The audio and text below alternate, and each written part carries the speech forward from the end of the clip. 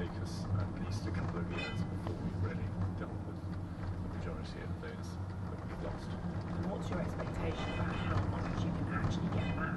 Well, we've done fairly well so far. I think we've recovered 356 so far out of 15 or 1600 that we believe to have been stolen. And I'm sure that we're going to do a great deal better than that. They're wonderful little items that can tell you so much about the ancient world. Each one of them would depict a god, a hero, an item of everyday life, or animals. Aurelia Masson-Berghoff is on the recovery team. Gems, often used as seals or worn as jewellery, were once highly coveted. We know of the story of the Duke of Marlborough, who, instead of buying a small palace in Venice, decided to buy a splendid cameo. So that was worth the same price? Exactly the same price. Obviously, the value of this kind of item has tremendously changed across ages. Once a palace, and then, yes, forgotten, unfortunately. Many of the stolen gems appear to have been sold on eBay, sometimes for as little as just a few pounds. The British Museum is trying to build something positive after the thefts. The exhibition is an attempt to signal openness and transparency. I'm hoping that as the process of recovery goes on, we will do a sequel to this show, a much fuller display. But this institution is still grappling with the fallout of what happened. The police investigation is ongoing, and many hundreds of items stolen from here have not been accounted for. These items went missing. I wonder if you could reflect a bit on how that might happen. Yes, well, I'd like to talk about that, but I feel inhibited in talking about it because the police advise us to be very careful in what we say, and we certainly don't want to prejudice the prosecution. And none of this happened on your watch. But I wondered, when you look at this exhibition and the fact that you've had to put it on at all, do you feel, for the institution, a sense of sort of embarrassment and shame about what happened? Yeah, I think, every museum feels a strong sense of responsibility for the objects in its care, and clearly that care was missing. Around the world, people who, some would say, had agendas against the British Museum said they can't be trusted to look after these objects. What do you say to people who say the trust is gone? Well, the trust hasn't gone. I think the criticism is obviously a fair one, but what I would say is that actually our colleagues across the world have been enormously helpful and supportive, and the trust is clearly still there, although this was certainly a knock. And a knock that you think the British Museum can recover from? And the British Museum will certainly recover from it. Yeah, I feel certain of that. Interim Director of the British Museum, Sir Mark Jones, there with the BBC's culture editor, Katie Razzle. If you were hoping for some home-delivered takeaway food this evening for Valentine's, you may find it unavailable. Many of the folks who deliver the food are taking strike action. Now, it's going to affect the big companies, Deliveroo and Uber Eats among them, in some cities around the country. The strike's over pay. I spoke to Ulysses Chauvy, one of the striking delivery people. I asked him what action he and others will be taking.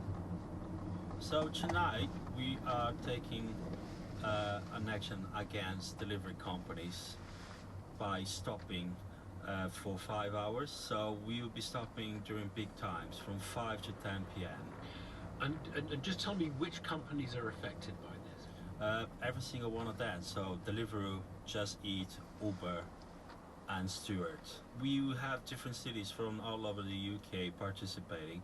The ones that we know is Brighton, Bristol, Blackpool, Peterborough, and we also have our friends from Dublin joining us in Ireland.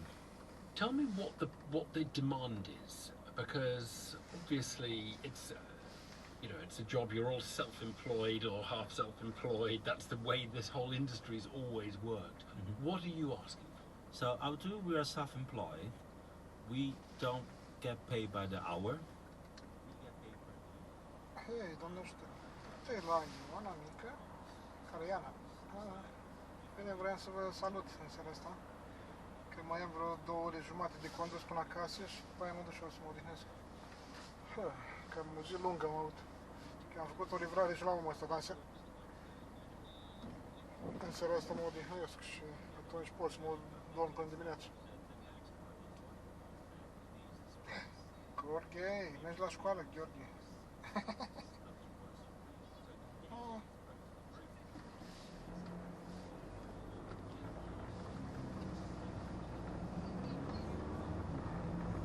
Cred că știi tot acum,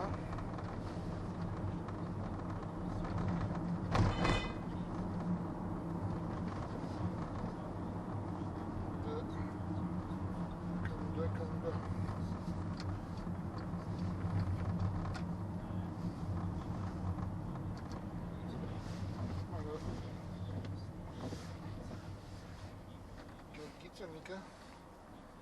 Ești tu acolo, bombonel. Ta-ta.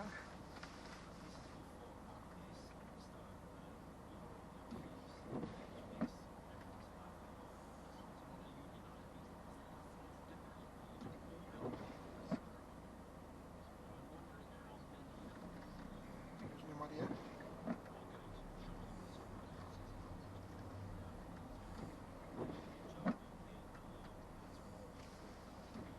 Split in 4 WhatsApp groups. We also have independent groups on those seats which I mentioned before that were inspired by union and the way that we do these strikes. We are heavily using WhatsApp. We also using artificial intelligence to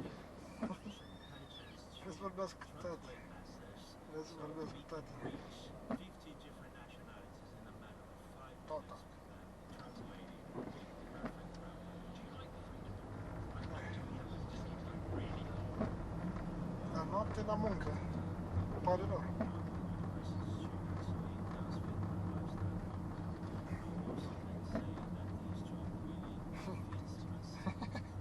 Because you can choose your hours.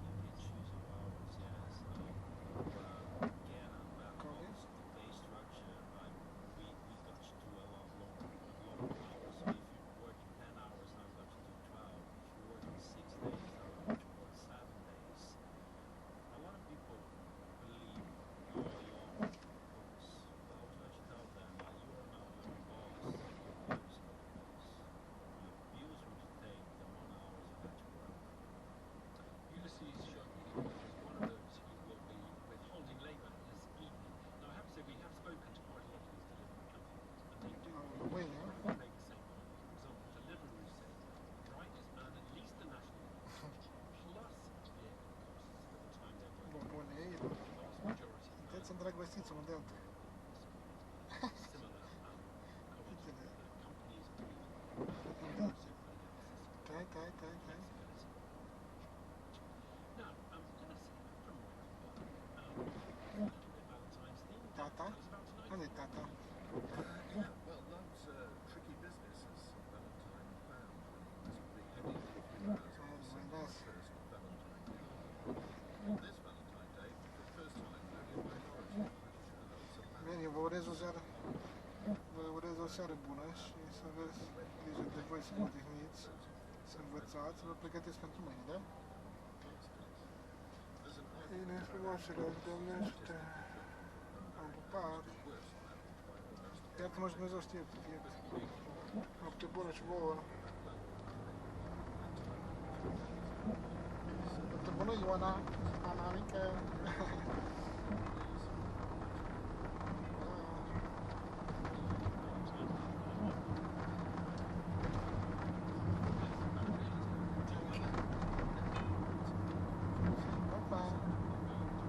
Pa, pa. Tata Grasano.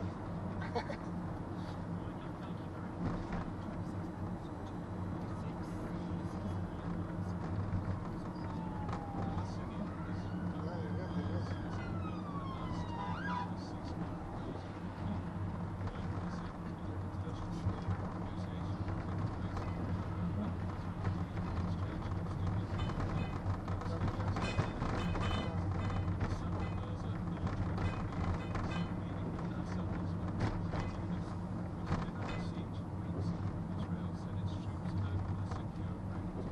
Hai, da bine să aud.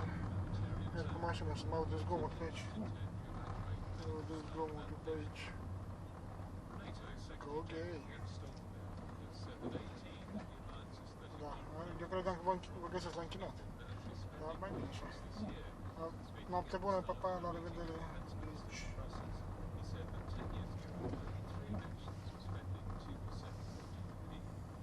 Labour has promised to scrutinise its candidates closely after two were suspended for making offensive comments about Israel at a party meeting. The party has withdrawn support for Azar Ali in the Rochdale by-election. Labour's candidate for Hyndburn, Graham Jones, has been suspended while an investigation takes place. A car mechanic from Cheshire has been sentenced to 16 years in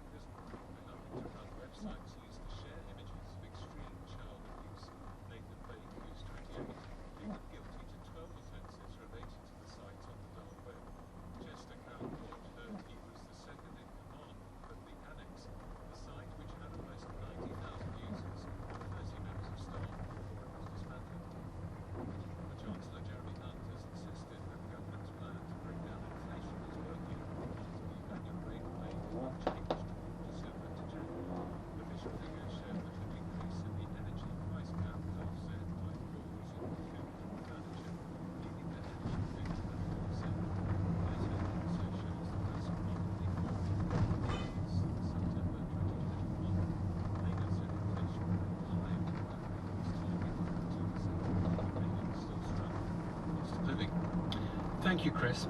Sir Keir Starmer, Labour leader, has been struggling this week to ensure his party is not represented by those with anti-Semitic views.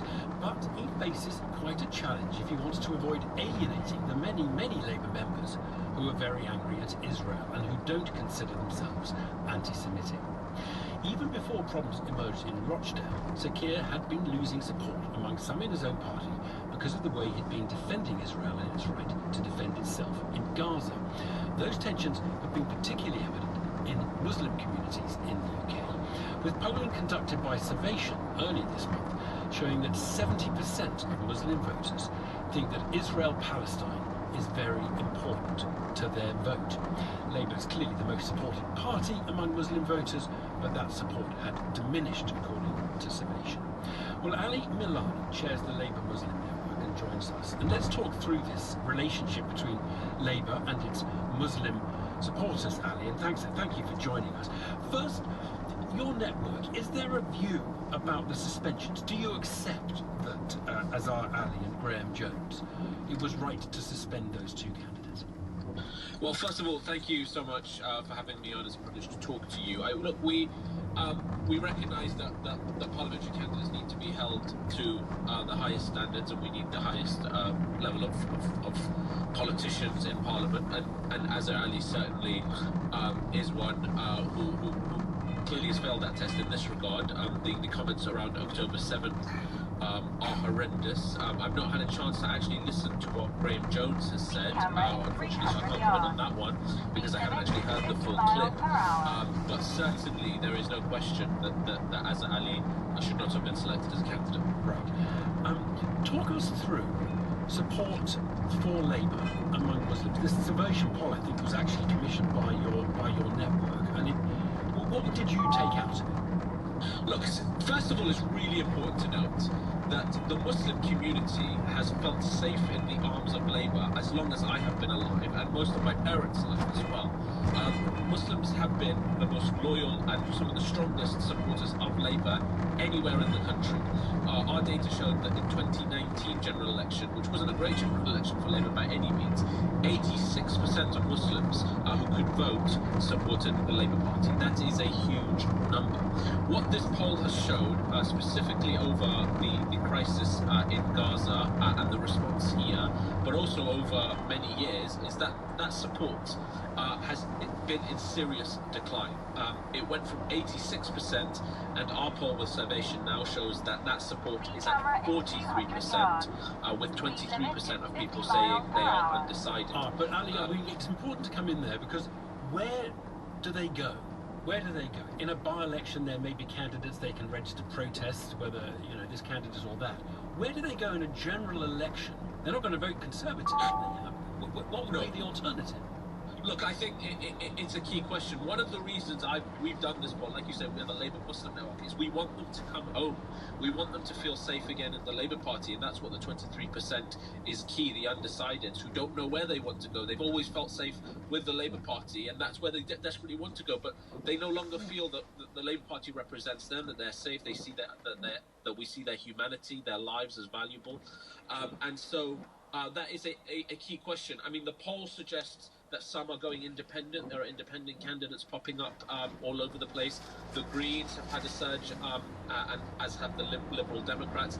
But what's clear is that Labour has traditionally been the home for many of these Muslims around the country, from Leicester to Bradford, Birmingham to London, Bristol to Manchester, for example. And we need to do something about making sure that we can bring these supporters home, because that's desperate. That's where they have been for an entire generation. How electorally important to Labour are Muslim votes?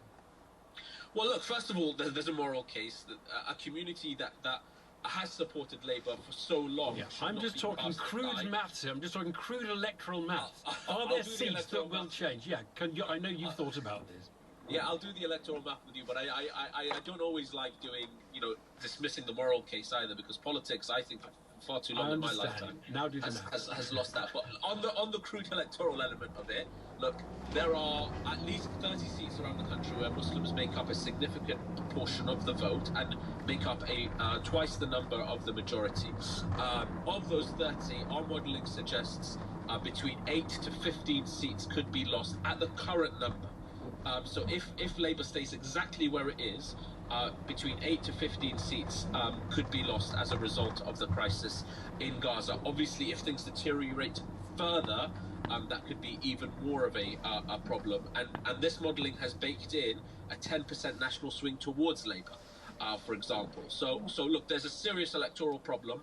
If I was a member of Parliament sat in a seat that contains a significant Muslim population, say in Bradford or in Birmingham or in East London, for example, I would be extremely anxious, because I have not seen anxieties, anger, and a feeling of betrayal and that from includes the Muslim community like this. That includes some front benches. The seats like Ilford, there are front benches. Where's Streeting's seat, for example?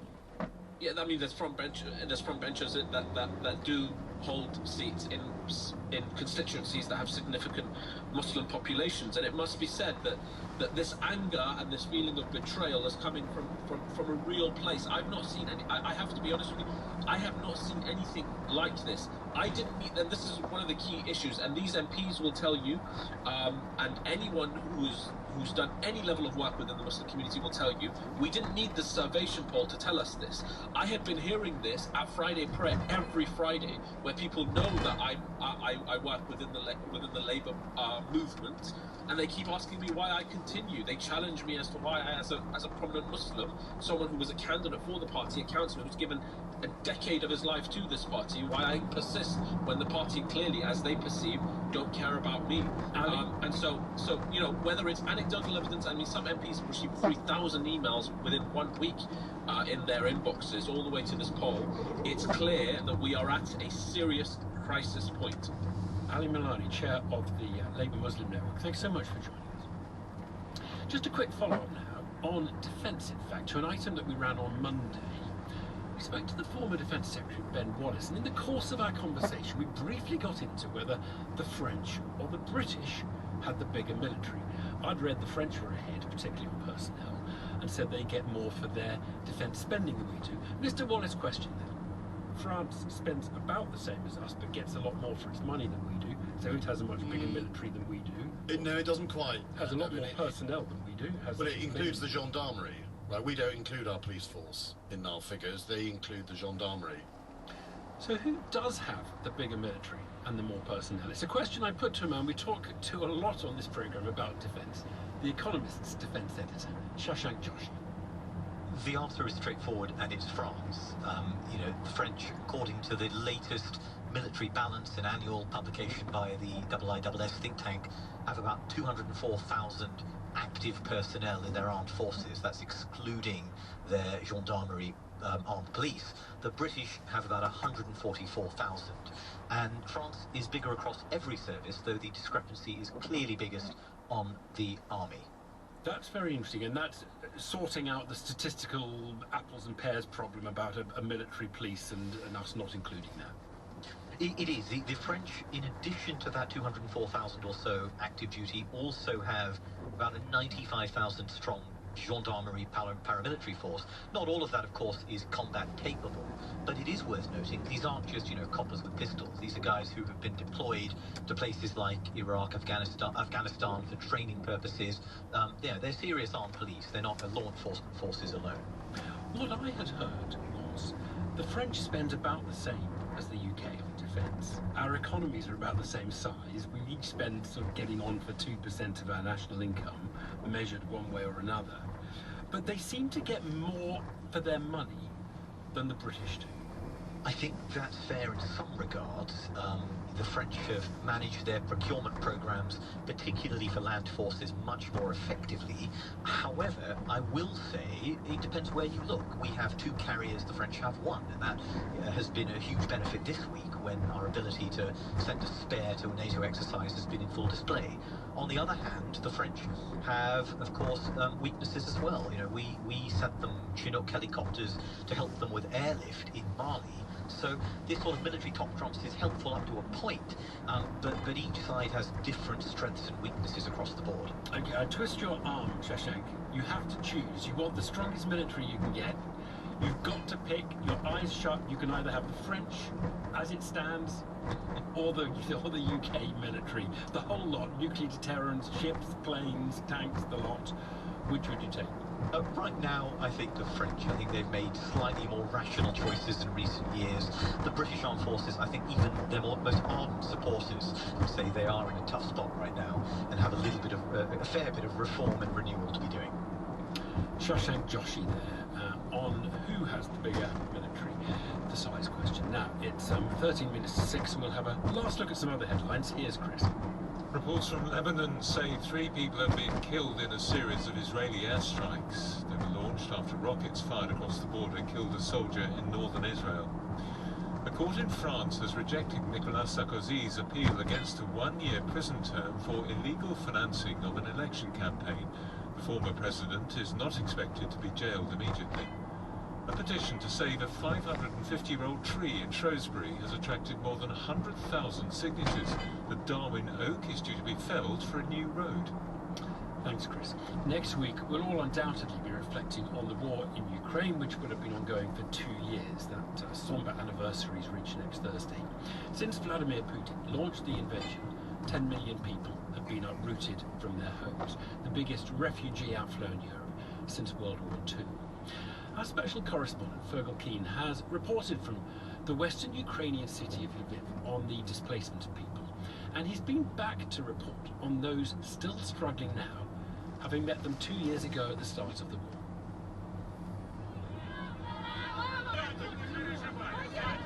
People are just crushing all around me, trying to get onto these trains. A woman, a young mother with a baby, they're screaming because everyone's getting crushed.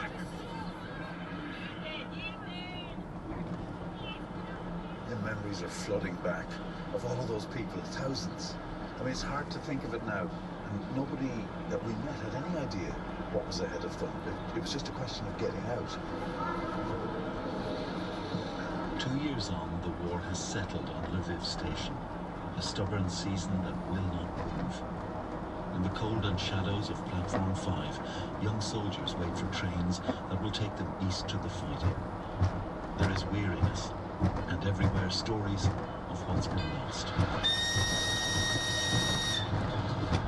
Then, as the train moves out, I see a short, stocky man with a wistful smile come walking down the carriage. He stops to chat. Volodymyr Moise is a military chaplain, but also a bringer of kindness. He and his wife foster troubled children, those displaced by the war, those from broken families. Like his 25-year-old foster son, Andriy, who went back to their village to try and protect his mother, an alcoholic. She was still his mother, and he went and set up a small militia in the village in order to stop the Chechens. Unfortunately, they found out after some time. When they shot him, they just threw him dead out into the field.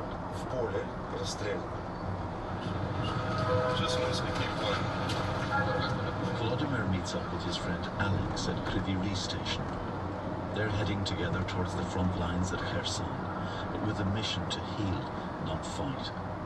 They're bringing gifts to children living with the daily trauma of shelling. At a windswept bus stop in the countryside, a group of perhaps 20 mothers and children are gathered. The war can come crashing down here at any time, yet people cling to their homes. One of the mums, Larissa, coordinates the gift-giving sessions with Volodymyr.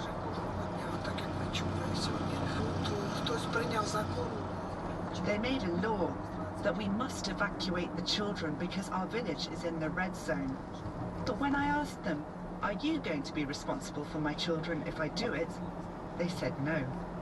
So I did not evacuate mine. I am their mother. I'm responsible for them. When Alex and Volodymyr come to see us, it's like a celebration for us and the kids. 10-year-old Lera smiles as Volodymyr approaches and hands her a parcel. She'll wait until she's home to open it. Far off in the distance, there's muffled noise. Is it shelling or the wind? Lera asks such questions constantly. We went with my mum and dad to Kryvyi Rih. They went to do works at our school, and there were 3 airstrikes. We didn't know what to do because we were scared. I was scared. The window was blown out in the room where my sister was. The child cries and turns into her mother's embrace. But Volodymyr must leave now. There are many more journeys to make. You know, I've stopped trying to understand this war long ago. It takes away life, and it even takes away the purpose of it. So it takes away the most important thing, time that a child can experience as a child.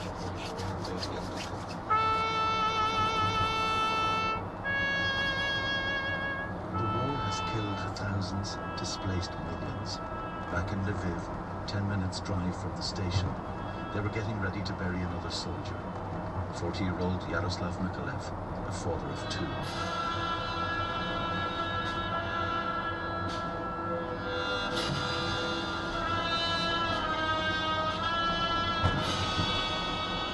A veteran appeared and walked up through the new military cemetery, past the graves where flags fluttered in the icy wind, past the photographs of the dead.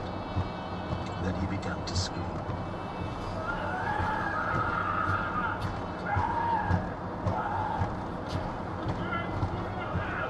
Death to the enemy, he roared, in his rage and his grief.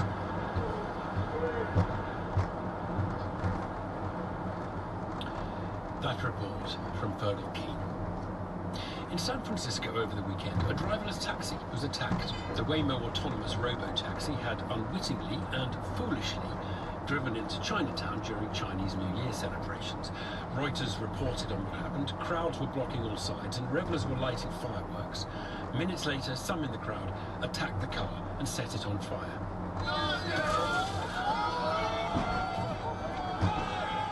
Well, crowd destroys cars, not news, but there is a sense that there's more to this than just lawless behaviour. A sense that these cars are hated. This all came the week after a Waymo car hit a cyclist.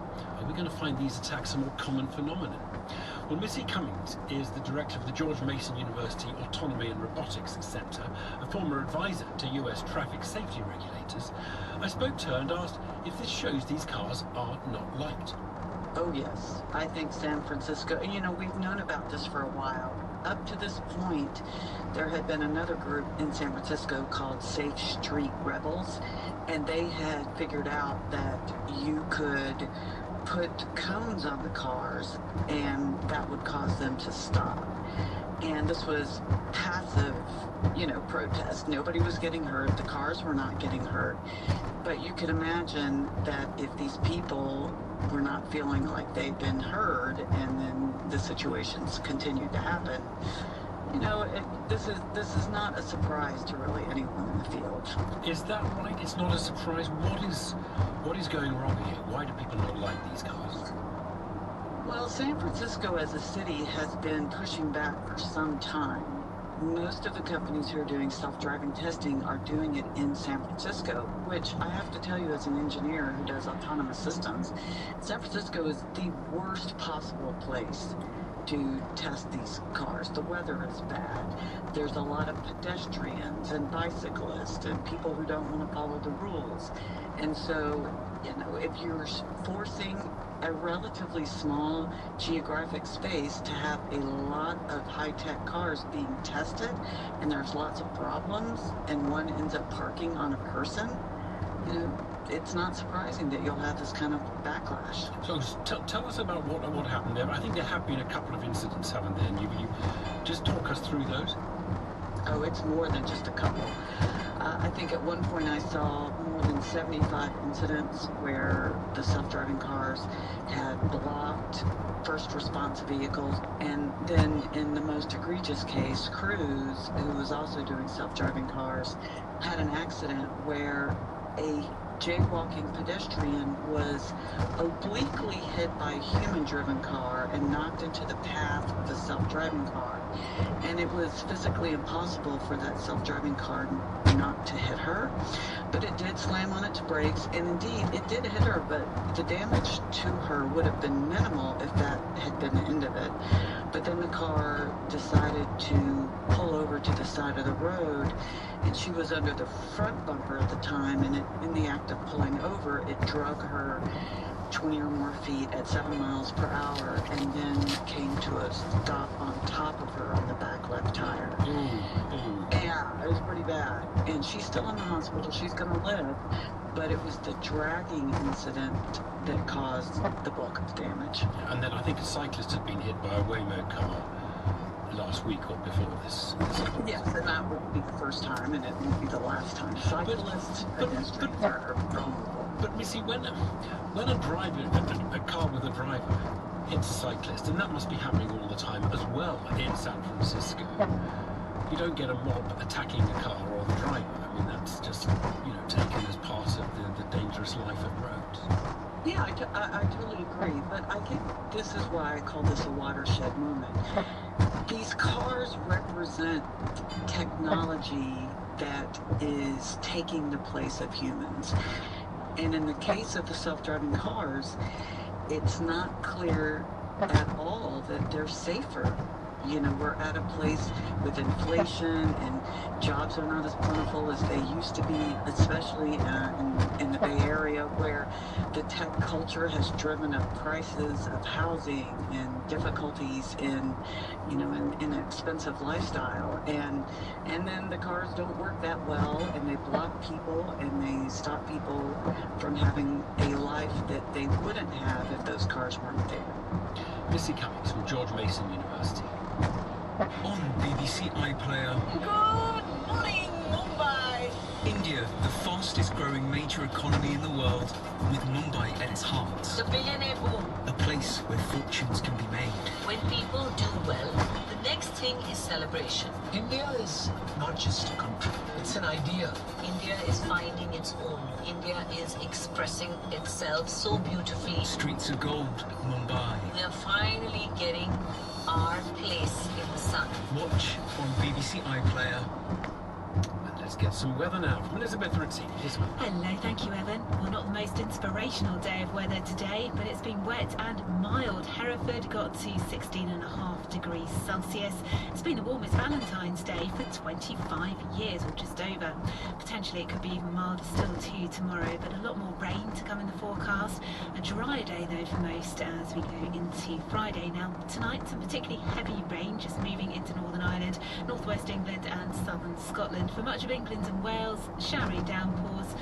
Lows tonight of around 7 to 10 degrees Celsius for Northern Ireland. Temperatures rising across much of Scotland through the night. 9 to 13 degrees Celsius across the south of England and Wales. Now tomorrow, very mild start to the day, very wet start too for Scotland.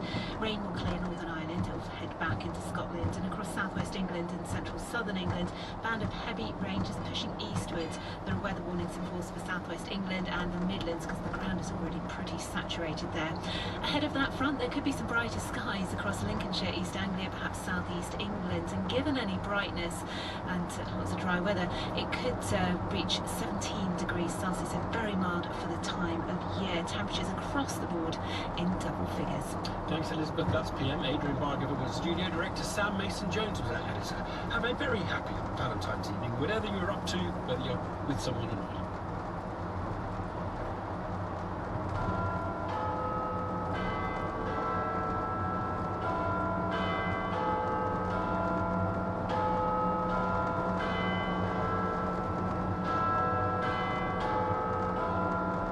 BBC News at 6 o'clock. This is Tom Sanders. Hamas has warned of a potential massacre at Gaza's second largest hospital after Israel ordered its evacuation. Israel says it's opened a secure route for civilians to get to safety. Labour has insisted it will weed out members who aren't fit to be MPs as it tries to contain the row about comments made by its candidates. There certainly are strong checks, the due diligence process as part of selecting Labour candidates, but you can't see everything everywhere. Ukraine says it's destroyed another Russian warship, but Kiev's new commander-in-chief has warned it's extremely difficult on parts of the front line. Inflation was unchanged last month at 4%, helped by the first fall in food prices in more than 2 years. Also tonight, NATO says a majority of members will meet defence spending targets. Indonesia is set for a new president with a dark past. And next year is our 50th year of skating together, and it seems a real significant number, half a century.